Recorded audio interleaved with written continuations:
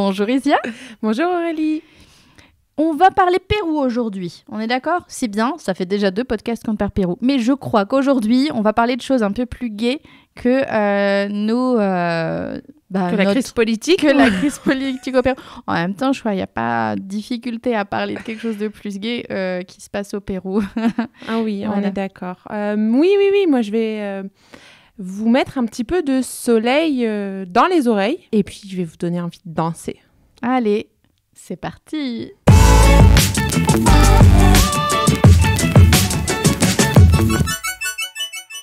Alors, moi, quand tu me parles de musique et que tu me parles du Pérou, tu vas grincer des dents. Hein.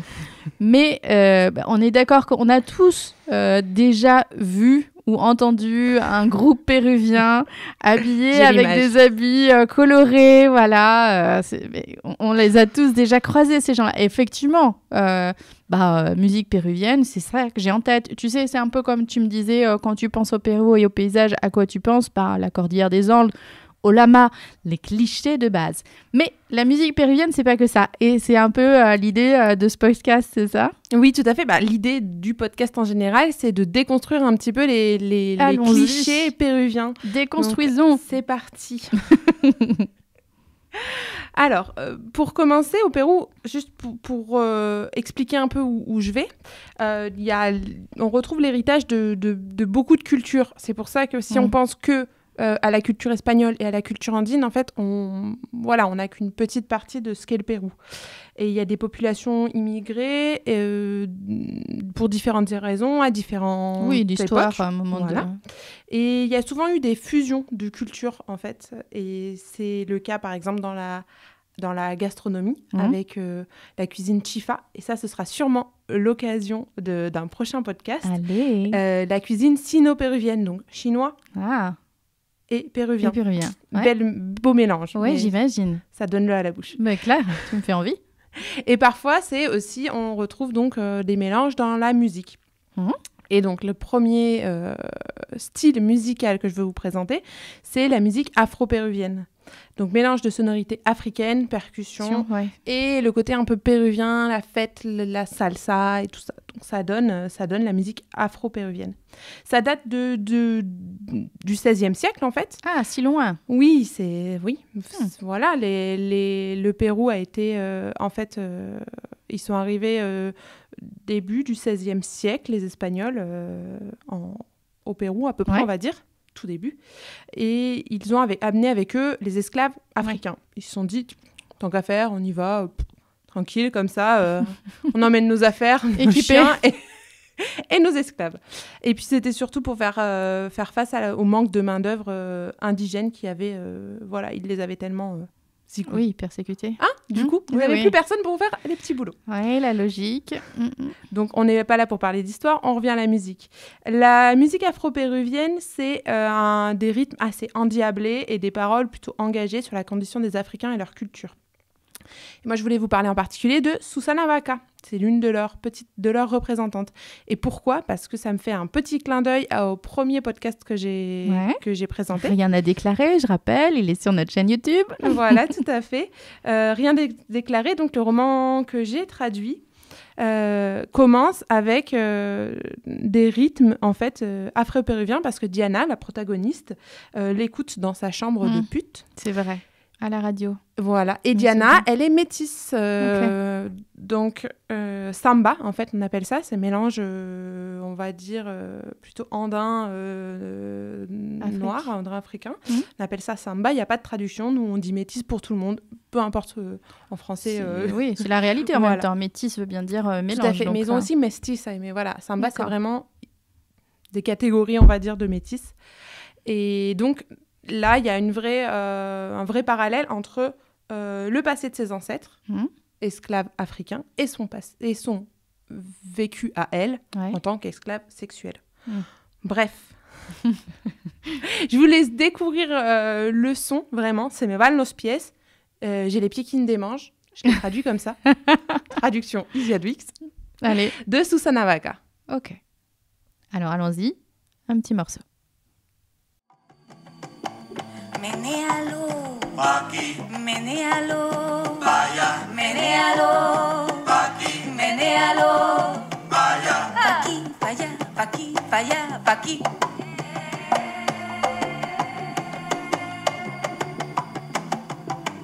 Mueve los hombros así. Mueve los hombros. Mueve los hombros así. Mueve los hombros. Así, así, así, así, así.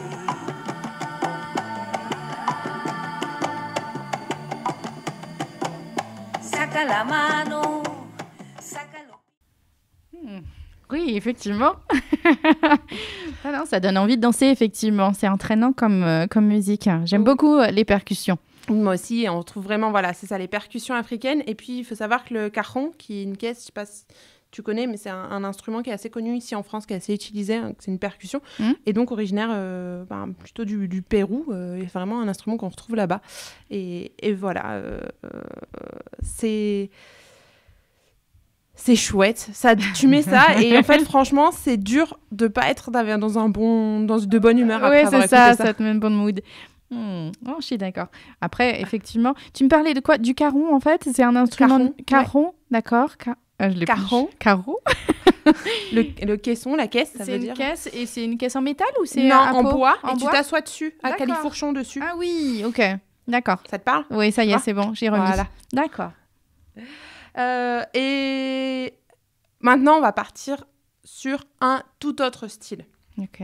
Mais la grosse surprise, je suis sûre que vous n'y attendez pas. Une légende urbaine raconte que le punk aurait été inventé au Pérou. Le punk, au Pérou. Le punk. D'accord. Effectivement, on s'y attend pas. Hein. Non. Il y a même une plaque commémorative dans un des quartiers de Lima qui indique, je vous l'ai traduit, ici est né le mouvement punk rock mondial. D'accord. Voilà. Bon. Okay. Et donc, on se pose la question, mythe ou réalité? Alors, pour remettre un peu de contexte, fin des années 60, début des années 70, au Pérou, grosse apogée du rock, parmi, on va dire, les jeunes de plutôt de la classe sociale plus aisée de Lima. Okay. Quand on parle de rock, on parle... ils avaient tendance à faire le rock de l'époque, en fait, traduisant en fait, les paroles de l'anglais à l'espagnol et puis en imitant un petit peu les rythmes. Mais il y a un groupe d'adolescents qui s'appelle Los Psychos qui décident de faire plus original et qui font des compos perso en fait et des sons un peu plus stridents. Donc on s'éloigne un petit peu des Beatles et des choses comme ça, du rock qui se connaissait. Je vous le laisserai écouter tout à l'heure. Donc, pour dire pourquoi on dit que le mouvement punk rock mondial serait né au Pérou, parce qu'ils ont fait cette musique, et la légende raconte toujours qu'Iggy Pop, aurait eu un voisin péruvien aux États-Unis, donc, qui écoutait les vinyles des Psychos, et ça l'a inspiré. Voilà, ça l'aurait inspiré. Il aurait copié le style en mettant des paroles en anglais. D'accord.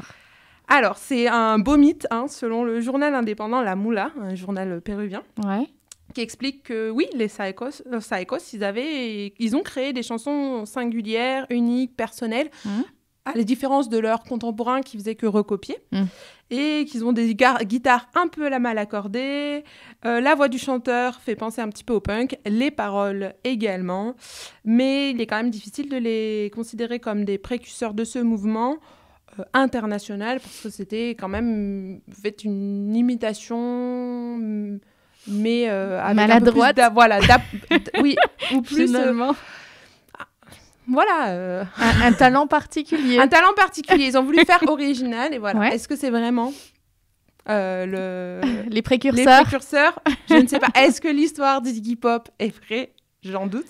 Monsieur Iggy Pop, si vous partez par là, on veut bien avoir le fin mot de cette histoire. Est-ce que c'est vrai que vos voisins écoutaient Los Psychos? En tout cas, c'est sympa comme histoire. Ils en sont hyper fiers. J'imagine bien. Attends. Et donc, quand je vous disais que les paroles étaient assez... le style et les paroles étaient assez punk quand même. Là, je vous fais écouter le son le plus connu qui s'appelle Démolition. Donc, est écrit, en gros, dans la chanson, on va démolir la station du train. Donc, je vous laisse découvrir.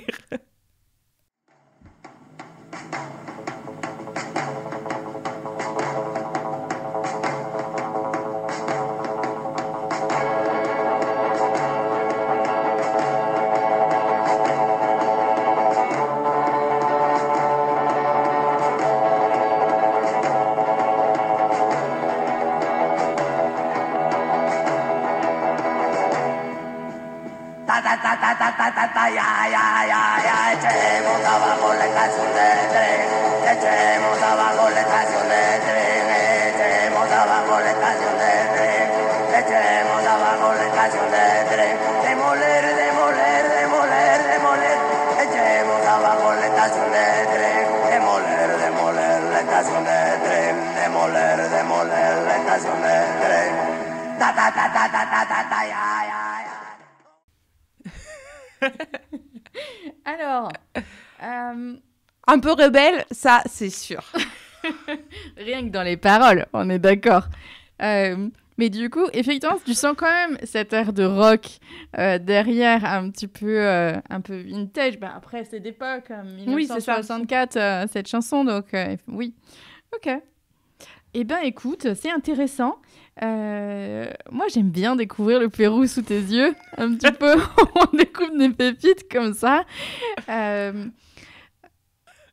Bah, moi, j'espère que ça vous a plu, que ça vous a fait sourire, au moins. Hein, Oui. Parce que ça reste notre mission chez Abscisse. Je vous fais sourire d'une autre façon. C'est ça. Moi, j'aime bien sourire. Vous avez bougé les pieds ? Parfait. On vous a mis le sourire à la fin de ce podcast. Et ben, on a gagné notre pari. On vous dit du coup à la semaine, au mois prochain, Au mois prochain. pour un nouveau podcast. Oui, surprise. À bientôt. Non, elle n'est pas surprise. Hein. On a dit qu'on parlait de... Manger. Oui. Parlons manger. Parlons manger. Parlons nourriture. Ah non, mais gastronomie, là, je peux vous faire 6 podcasts dessus. Le pari est donné. À bientôt, Isia. À bientôt, Aurélie.